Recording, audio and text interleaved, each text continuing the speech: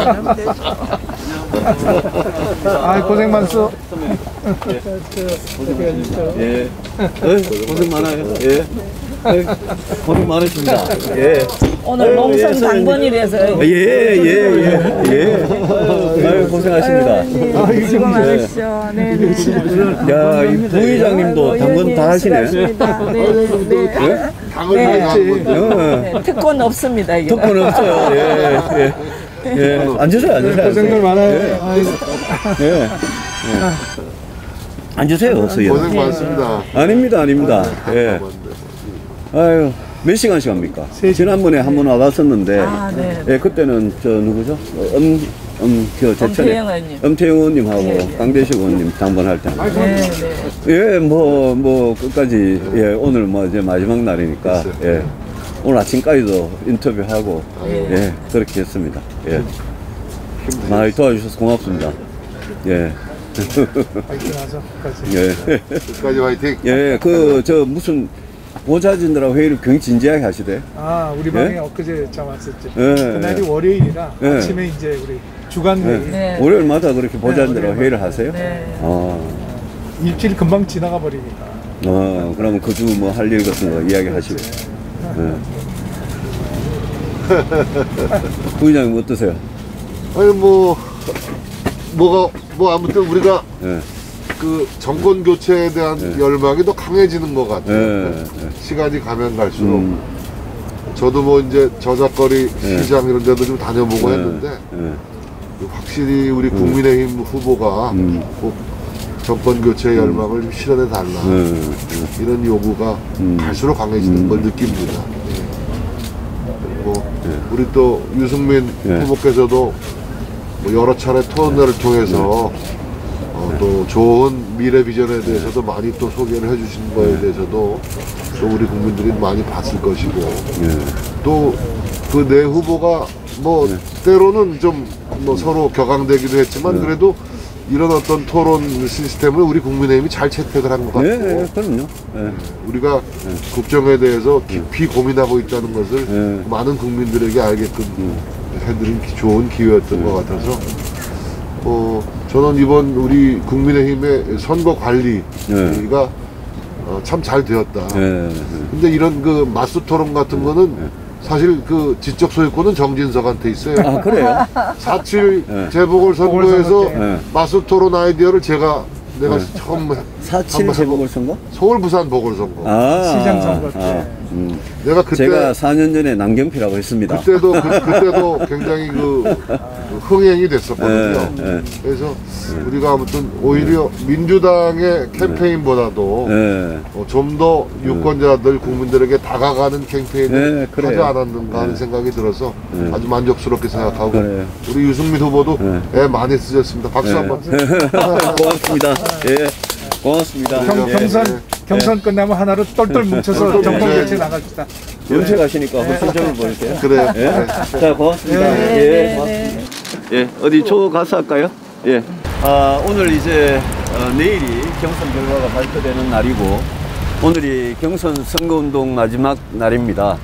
아직도 여론조사, 국민 여론조사 진행이 되고 있고 당원 ARS 투표가 진행되고 있습니다. 마지막으로 국민과 당원께 말씀을 좀 드리고 싶어서 이런 자리를 청했습니다. 무엇보다도 우리 국민들, 당원들께서 이제 과거가 아니라 미래를 생각하고 선택을 해 주시기를 간곡히 부탁을 드립니다. 과연 누가 여야 통틀어서 과연 누가 다음 5년 대한민국의 대통령이 되는 것이 이 나라를 위해서 또 국민 한 분 한 분을 위해서 더 나은 선택인지 그걸 생각해 주시고 선택해 주시기 바랍니다. 저는 우리 국민들과 당원들의 어떤 집단 지성의 힘, 그걸 믿습니다. 저는 끝까지 우리 국민들과 당원들께서 정말 미래를 보고 집단적인 그런 집단 지성의 힘을 발휘해 주실 거라고 믿습니다. 제가 국민의힘 후보가 되어서 대한민국 대통령이 되면 저는 우선 경제부터 살리는 일에 매진을 하겠습니다. 저는 우리 경제가 지난 30년 동안 90년대 초반 이후에 지난 30년 동안 계속 추락해 오고 있는 이 경제를 다시 성장의 길로 갈 수 있도록 그래 만드는 것이 다음 대통령이 할 가장 중요한 일이라고 생각을 합니다. 제가 대통령이 되면 우리 한국 경제의 심장을 다시 뛰게 만들 자신이 있습니다. 그리고 경제 성장을 일으킨 그 바탕 위에 우리 인구 문제 또 양극화 불평등 문제를 해결할 수 있는 길이 열린다고 생각을 합니다. 그리고 제가 정치를 하면서 늘 견지해왔던 그 개혁 보수의 길, 따뜻한 공동체를 만들고 정의로운 세상을 만드는 그래서 제대로 된 민주공화국을 만드는 그 개혁 보수의 길을 계속 걸어왔다는 말씀을 꼭 드리고 싶고, 제가 대통령이 되면 정말 기존의 보수 정치와 달리 따뜻한 공동체 정의로운 세상을 지향하는 헌법 가치를 제대로 실천하는 그런 민주공화국을 꼭 만들고 싶다는 그런 말씀을 드립니다. 오늘 우리 국민들 또 당원 여러분들 그동안 정말 한 표 한 표 행사하시면서 많은 고민을 하셨을 거라고 생각을 합니다.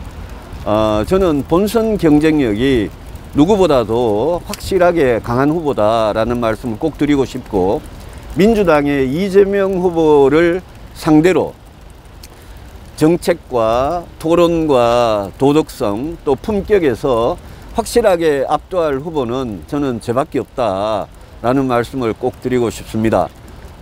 멀쩡하고 정상적인 후보를 놔두고 다른 후보를 생각하실 이유가 없다는 말씀을 꼭 우리 당원들과 국민들께 드리고 싶습니다. 우리 언론인 여러분들 그동안 고생하셨습니다. 질문이 있으시면 받도록 하겠습니다. 네. KBS 강병수 기자입니다. 네. 이번 방송기간을 고생하셨고요. 고맙습니다. 오늘이 이곳이 마지막 일정이라고 알고 있는데 네. 대장동 특검대에서 천방선언장 방문을 마지막 일정을 잡은 이유가 있습니다. 예, 우리 지난번에도 여기 한번 와봤습니다. 근데 의원들께서 대장동 게이트 특검을 촉구하고 국정조사 촉구하는 이 장소는 아마도 우리 당의 정권교체 대선 승리에 대한 열망을 상징적으로 보여주는 장소라고 생각하고 제가 찾아왔습니다. 특검과 국정조사는 문재인 대통령과 이재명 후보가 청와대에서 만난 그날 아마 저는 문계기로 작정을 한 거라고 봅니다. 다만 제가 후보가 되면 제가 그렇게 이야기를 했습니다. 청와대 앞에 가서 멍석을 깔아서라도 문재인 대통령께서 특검을 즉각 수용하도록 법무부 장관에게 특검을 지시하도록 그렇게 저는 하겠다는 말씀을 드립니다. 특검을 지금 시작하면 연말에 끝낼 수가 있습니다. 연말에 지금 시작하면 법무부 장관이 특검을 요청을 하고 관련 절차를 밟으면 일주일 만에 특검을 할 수 있고 연말이면 어느 정도 수사 윤곽이 나올 수 있다고 생각합니다. 문재인 대통령과 이재명 후보 사이에 문 대통령은 특검을 이렇게 뭉개고 지나가고 이재명 후보는 대통령의 어떤 퇴임 후 신변 보장을 한 거 아니냐, 이런 거래가 있었던 거 아니냐, 저는 그런 합리적 의심이 굉장히 듭니다. 만약 대통령이 특검을 끝까지 거부하면 그렇게 우리 야당은 볼 수밖에 없다, 그런 말씀을 드리고, 제가 국민의힘 후보가 되면 당 전체와 상의를 해서 당력을 모아서 특검 관찰하는 데 다시 노력하겠다는 말씀을 드립니다. 네, SBS 김영래 기자입니다. 네. 공성기간 고생 많으셨습니다. 고맙습니다. 그래서 경제 강조하셔서 이제 어제 나왔던 질문이지만 다시 어중하고요. 민주당 이재명 후보가 이제 전국민 재난지원금을 계속 추진하는데, 오늘 민주당은 이제 오후에 의총에서 이걸 당론으로 또 추진하겠다라는 얘기가 있고, 그 지금 추가 세수를 납부를 유예를 해서 국채를 발행하지 않고 시행하겠다라는 계획을 짜고 있는데, 여기에 대해서 좀 어떻게? 일단 그 국가 채무는 문재인 정부 들어와가지고 400조 원 가까이 늘어나고 올해 말이 되면 1000조 원이 넘습니다. 그래서 국가 채무를 이렇게 악화시켜놓은 문재인 정권이 올해 한 해 무슨 초과 세수가 있다고 해가지고 그걸 가지고 채무를 갚는 데 쓰지 않고 또 선거를 앞두고 전국민 재난지원금 쓰는 거는 저는 있을 수 없다고 생각을 합니다. 제가 어제 김부겸 총리 발언을 굉장히 유심히 봤습니다. 문재인 정권에 그래도 멀쩡하게 정상적인 이야기를 하는 사람이 총리 한 사람밖에 없구나. 왜냐하면 이재명 후보가 굉장히 이 홍남기 경제부총리한테 압박을 하고 기재부를 압박을 해서 전국민 재난지원금을 하려고 지금 그러지 않습니까? 거기에 민주당이 동조를 하고 있죠. 근데 총리께서 그래도 부총리를, 경제부총리를 이렇게 보호하면서 총리께서 적절한 말씀을 하셨다라고 생각을 하고요. 이 전국민 재난지원금이라는 게 그렇습니다. 제가 어제 홍대 앞을 갔었는데요, 밤에.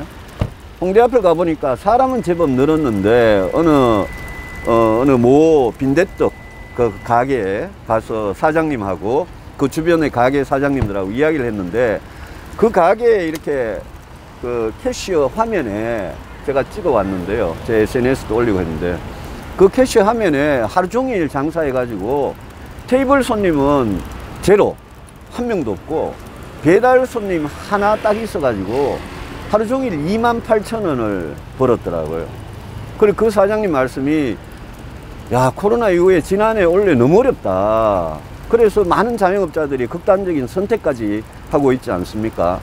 그래서 자영업자, 소상공인, 저소득층, 빈곤층, 또 실업자들, 이런 분들을 도와드릴 수 있는 돈을 가지고 이재명 후보가 경기도지사 시절에도 3번이나 전도민 재난지원금을 주고, 거기다가 중앙정부가 주는 1인당 25만원 재난지원금을 경기도민 중에 253만 명이 못 받으니까 그것도 또 25만원씩 다 줘버리고, 이번에 또 이제 후보가 되니까 전 국민 재난지원금을 뭐 100만원씩 주자 그랬다가 30에서 50만원 주자 그랬다가 지금 왔다 갔다 하고 있지 않습니까?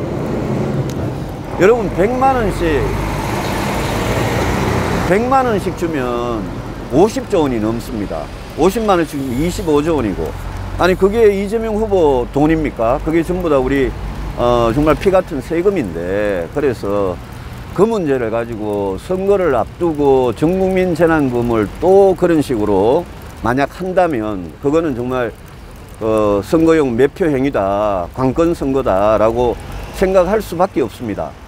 지난해 총선 직전에 전국민 재난지원금으로 민주당이 좀 재미를 봤다고 생각하는 모양입니다. 근데 저는 우리 국민의힘은 절대 민주당하고 그런 식의 돈 퍼주기 경쟁에 나서면 안 된다고 생각을 합니다. 저희들은 분명히 국민들한테 이게 옳지 않은 정책이고 이런 식으로 하면 대한민국 망한다라고 설득을 하면서 저희들은 다른 정책을 내고 진짜 어려운 분들 도와주는 그런 정책으로 경쟁을 하는 게 맞다고 생각합니다. 네. CBS 황영찬입니다. 네네. 고생 많으셨습니다. 경선 과정 돌아보시면서 아쉬웠던 점 있으시면 좀 도와주시겠고요. 네. 대구 경북을 한 20차례 가까이 찾으셨는데 예. 좀 민심의 변화, 정치의 변화를 좀 느끼셨는지 여쭤보겠습니다. 그 경선 과정에서는 저도 사실 정책 토론을 좀 하고 싶었어요. 16번이나 토론을 했는데, 근데 두 가지 이유가 있는 것 같습니다. 한 가지는 우리 국민의힘 후보들은 정책이 좀 비슷한 부분이 굉장히 많습니다. 그래서 서로 간에 후보 간에 좀 차별화가 안 되는 그런 부분이 분명히 있고요. 그래서 그런 정책의 차별화 이런 거는 본선에 가면 저는 굉장히 선명하게 드러날 거라고 생각을 합니다. 두 번째는 표현이 어떨란지 모르겠는데, 정책 토론을 하려고 뭘 이래 물어보면 그 상대방이 정책에 대해서 전혀 준비가 안 돼 있는 경우가 많았습니다. 제가 예컨대 윤석열 후보한테 당신이 복지 정책이 뭐냐 물으면 뭐 전혀 답을 못하는 이런 식의 이야기들이 많았기 때문에 정책 토론을 하고 싶어도 제가 할 수가 없었다는 그런 아쉬움이 있고요. 저는 민심은 빠르게 올라오고 있다고 생각합니다. 벌써 오늘이 4일이니까요. 벌써 한 9일, 8일 전에 그 갤럽 여론조사에서 홍준표 후보와 윤석열 후보하고 저하고 차이가 4.4% 밖에 안 났고요. 그래서 저는 그게 벌써 9일 전이기 때문에 그 사이에 여러 차례 토론을 거치면서 국민들께서 일반 국민 여론조사 그 민심은 저는 굉장히 빠르게 제가 따라잡았다고 생각을 합니다. 이제 저한테 약한 부분이 당심이었는데, 당심은 대충 이렇게 크게 두 가지로 좀 나뉘는 것 같습니다. 우리 영남의 오래된 당원들, 그분들하고 새로 들어오신 한 30만 명 가량의 신입 당원들, 저는 신입 당원들 그분들이 소신 투표에 상당히 기대를 하고 있습니다. 그분들은 대부분 자기 발로 걸어 입당을 했고 자원에서 최근에 입당하신 분들이기 때문에 그만큼 이번에 투표에 적극적으로 참여했을 거라고 보고, 그분들은 당협위원장들, 국회의원들이 뭐 누구 찍어라 이런다고 그런 오다가 잘 먹히지 않는 소신 투표를 할 거라고 저는 생각을 합니다. 그분들에게 굉장히 기대를 하고 있고요. 특히 수도권 젊은 층 당원들에게 저는 큰 기대를 하고 있습니다. 실제 여론조사에서도 20대, 30대, 40대에서 홍준표 후보님이 앞서가다가 제가 굉장히 빠른 속도로 젊은 층에서 따라 붙었기 때문에 저는 홍 후보님하고 젊은 당원을 두고도 경쟁을 할 거라고 생각을 하고요. 마지막으로 영남에는 여러 번 찾아갔습니다. 특히 제가 대구에서 태어나고 대구에서 학교 다니고 대구에서 정치를 4선 국회의원을 한 사람인데 여야 후보 통틀어서 그런 사람이 저밖에 없습니다. 근데 대구 경북이 저한테 제일 어려웠습니다.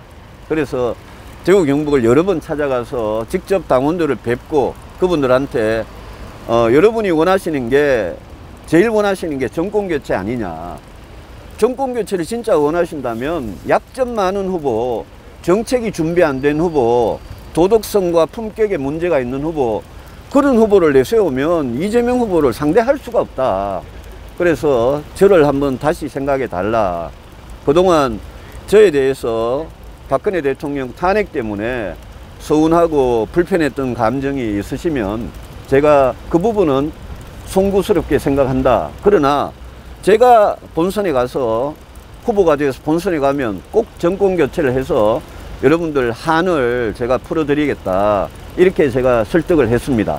저도 저희 그런 노력이 영남의 우리 당원들한테 얼마나 통했는지 저도 궁금합니다. 그래서 내일 저도 우리 영남 당원들께서 저를 얼마나 지지해 주실지 굉장히 궁금합니다.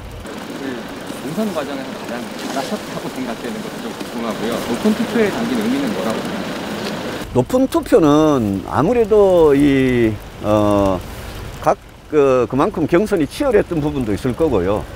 또 정권 교체에 대한 열망도 지금 우리 당원들한테 그만큼 높기 때문에 이거는 그냥 당대표를 뽑는 선거도 아니고 뭐 중간에 컷오프도 아니고 마지막 결선 아닙니까? 그래서 저는 우리 당원들께서 이 정권 교체 열망이 굉장히 높기 때문에 자기 한 표로 의사를 표시하는 거 아닌가, 그게 투표율에 반영된 거 아닌가 생각했고요. 경선 기간 중에 제일 잘한 거요. 제일 잘한 건 제가 뭘 제일 잘했죠? 잘 모르겠는데요. 예. 뭐 토론이 너무 많아가지고 토론 준비 열심히 했고, 어느 후보보다도 저는 정책적으로 준비가 되어 있었고 4년 전에 비해서 이번에 훨씬 더 정책적으로 저는 많이 준비를 했습니다. 특히 저는 이재명 후보의 그 설탕이 듬뿍 담긴 우리 대한민국의 건강이 되게 안 좋은 그런 공약과 확실하게 대비되는, 저는 그런 좀 뭐라 그럴까요, 당장은 인기가 없을지 몰라도 국민들께서 곱씹어 보시면 아, 저렇게 해야 되겠구나 라고 생각하실 만한 그런 공약들을 이야기를 했습니다. 예컨대 연금 개혁을 하겠다는 후보는 사실 저밖에 없었습니다. 우리 윤희숙 후보가 그런 이야기를 하다가 이제 중간에 사퇴를 하셨고요. 저는 연금 개혁이나 노동 개혁이나 복지도 개혁돼야 될 부분이 상당히 있고 교육도 마찬가지고요. 그래서 이 나라를 진짜 한 단계 업그레이드 시키려면 지금 개혁이 필요한 거지, 이재명 후보식의 그런 달콤한 공약을 가지고 당장 국민들을 어떻게 현혹시켜 보려는 그런 후보하고 저는 제일 제가 대비가 되는 후보라고 생각을 합니다. 대표님, 네. 이제 지방 돌면서 그동안 합동 토론회하고 그러시느라고 너무 고생하셨고요. 고맙습니다. 네, 항상 현장마다 이렇게 열성 지지자들이 치트아웃 입고 다니면서 심지어 폭행을 당하고 얻어맞고 이렇게 그러면서도 따라다녔는데 좀 그런 지지자들의 이 열렬한 지지에 대해서 좀 어떤 수호에 느끼셨는지 하고 결국 그거에 대해서 이제 유감 표명을 저를 끝까지 믿고 지지해 주신 분들께 저는 사실 평생 그분들께 빚을 안고 사는 거라고 생각을 합니다. 정치를 하면서 많은 분들의 도움을 받았지만 지난 4년 전이나 이번이나 변함없이 지지해 주신 분들께 너무 감사드리고 그분 한 분 한 분한테 제가 입은 은혜는 제가 뭐 당장 갚을 수 있는 것도 아니고 제가 정말 대통령이 꼭 돼서 좋은 정치를 해서 갖고 싶은 그런 마음입니다. 유독 제 캠프에 유독 제 지지자들만 춘천에서 한 분이 또 여의도 KBS 앞에서 두 분이 다쳤습니다. 한 분은 목을 다치고 한 분은 발목을 다치고 또 한 분은 이 팔을 물려 가지고 그래서 다들 이렇게 기부스를 하고 병원에 다니고 이러고 있는데 제가 뭐 그 토론회 그 아까운 시간에 윤석열 후보한테 제가 분명히 이제 좀 시간을 할애해서 유감 표명을 받고 싶어서 제가 공개적으로 이야기를 했습니다. 근데 저 같은 경우에는 그 지지자들 다 압니다. 누군지, 제 지지자들은. 왜냐하면 그분들은 가는 장소마다 계시기 때문에. 근데 윤석열 후보는 자기 지지자가 뭐 누군지 그것도 모르고 뭐 캠프 사람이 아니다라는 이유로 사과하기를 거부했는데 사실 여러분들 캠프와 캠프 그 바깥의 지지자 사이의 경계라는 거는 굉장히 희미한 거거든요. 아니 초등학교 6학년까지 위촉장을 준 캠프 아닙니까? 그래서 저는 그걸 보면서 아니 이분이 뭘 그런 걸 가지고 다 나중에 어차피 이렇게 경선이 끝나면 다 국민의힘 후보를 지지해 주실 분들인데 그걸 가지고 사과 한마디 하는 게 그렇게 인색하냐 싶었습니다. 이 밖에도 뭐 그분의 인성에 대해서 논란 적이 굉장히 많았습니다. 유동규가 이제 마지막으로 통한 게 정진상이라는 얘기가 있었는데요. 유동규가? 예, 유동규가 압수수색 직전에 이제 통화한 사람이 정진상이다라는 보도가 있었는데 예. 그거에 대해서 어떻게 생각하시는지. 정진상이 누구죠? 제가 몰랐어요. 이재명 후보의 비서. 아, 예, 그렇습니까? 예. 아, 제가 그 뉴스를 못 봤는데요. 그런 식으로 유동규와 김만배 이 사람들과 이재명 후보의 고리가 저는 하나씩 드러날 거라고 생각합니다. 다만 이게 이재명 후보가 민주당 후보가 되었고 또 만약 뭐 그럴 일이 없겠지만 만약 이재명 후보가 대한민국 대통령이 돼버리면 저는 이 대장동 게이트는 영원히 파묻혀 버리고 5년 내내 그냥 증거인멸이나 하고 그럴 가능성이 상당히 높다고 생각합니다. 제가 문재인 대통령한테 진짜 경고를 하고 싶은 거는 대장동 게이트 같은 이런 거를 대통령이 특검을 할 수 있음에도 불구하고 그걸 뭉개고 덮어버리고 은폐해버리고 이렇게 하시면 저는 문재인 대통령의 퇴임 후가 그렇게 편안하지 않을 거라고 봅니다. 한 가지만 더 여쭤보겠습니다.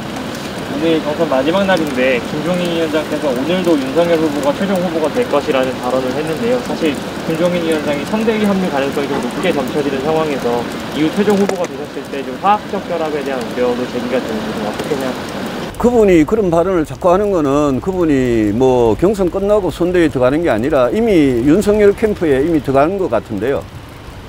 저는 김종인 위원장께서 바로 직전에 비대위원장을 하셨고요. 비대위원장은 당대표죠. 당대표 역할을 하는 거죠. 그분 본인이 과거에 그 민정당 시절부터 국회의원을 하신 분이고,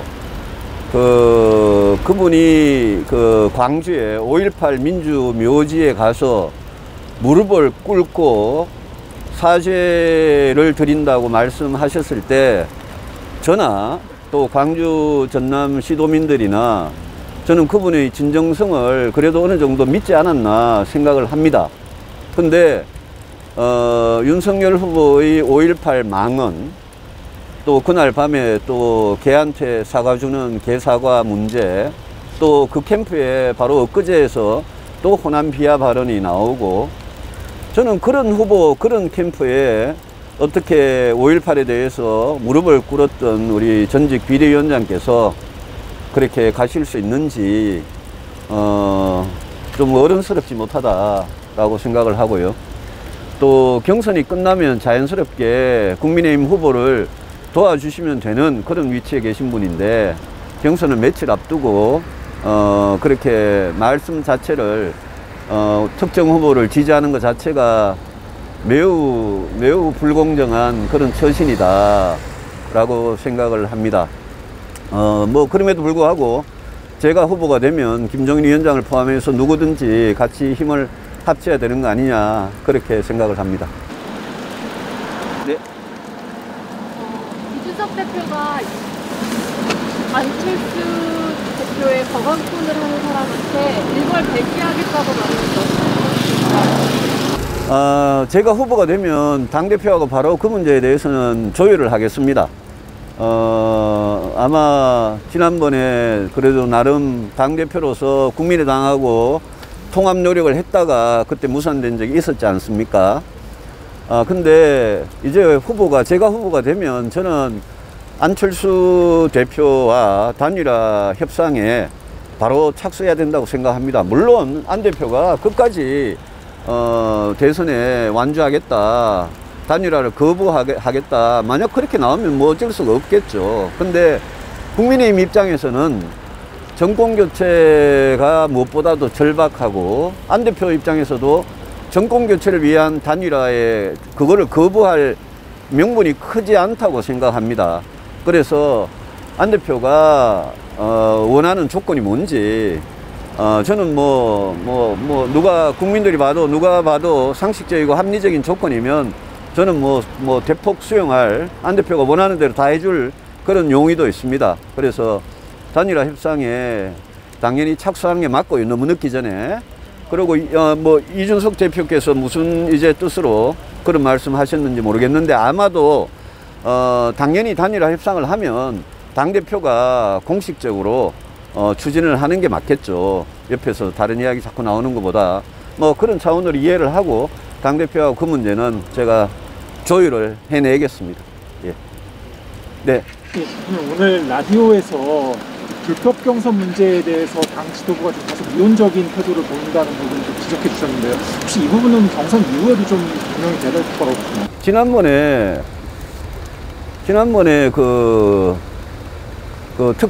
모 대학 게시판에 자기 아버지가 자기 아버지가 당협위원장인데 아들이 쓴 글을 제가 읽어봤는데, 이거를 그냥 조작을 해서 가짜로 이렇게 썼다고 보기에는 굉장히 구체적으로 썼더라고요. 그래서 저도 그때 공천을 가지고 협박하는 거는 진짜 구태 중에 구태다. 정치한 지 몇 달 됐다고 벌써 이런 것부터 배웠느냐.